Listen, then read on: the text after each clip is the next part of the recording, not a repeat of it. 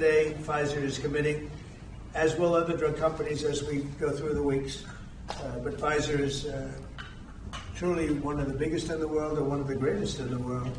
Today, Pfizer is committing to offer all of their prescription medications to Medicaid, and it will be at the most favored nation's prices. It's going to have a huge impact on bringing Medicaid costs down like nothing else. I told you that in my first term, I was so proud of the fact that for the first time in 28 years, drug prices came down.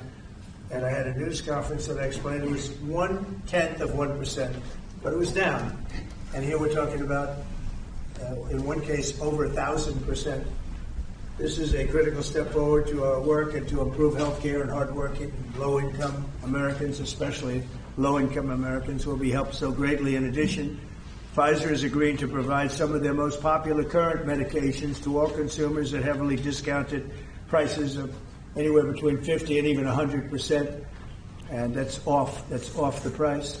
And in some cases, even more than that. These drugs will be available for direct purchase online at a website operated by the federal government. We're also announcing that moving forward, all new medications introduced by Pfizer to the American market will be sold at the reduced most favored nation costs. So we'll be paying essentially what other countries are paying, who have been much lower for many, many years. Furthermore, Pfizer will invest $70 billion to reshore domestic manufacturing facilities. In other words, they're going to bring a lot of their facilities to make their drugs and make what they make, their product. They're going to make it in the United States. I appreciate that $70 billion investment and fund research and development right here in America.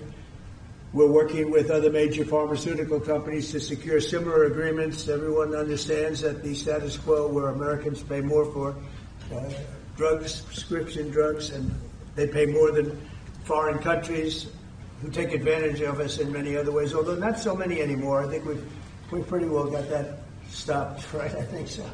We've stopped that, but they took advantage of a lot of other presidents, that I can tell you. But we're making this pay to be very unacceptable, what they've done in the past. That's why my administration has also taken historic action to investigate the unfair and discriminatory trade practices of other countries that extort our pharmaceutical makers to shift costs onto the American consumer.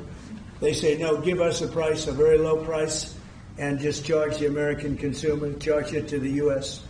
The United States is done subsidizing the health care of the rest of the world. It's a big thing. I can't tell you how big this is. And I was all set to go in the first term, but then you had the COVID, and we had to focus on that. But I said, I want to get back here because you're talking about 14, 15, 1,600% reductions in some cases. But by taking this bold step, we're ending the era of global price gouging at the expense of American families, and we're making America healthy again, which is our little theme for the people behind me. And this is a really big announcement. This is something that most people said was not doable. And other countries are going along because we told them that if you don't go along, they didn't have to go along. But if they didn't go along, we were going to put extra tariffs on those countries.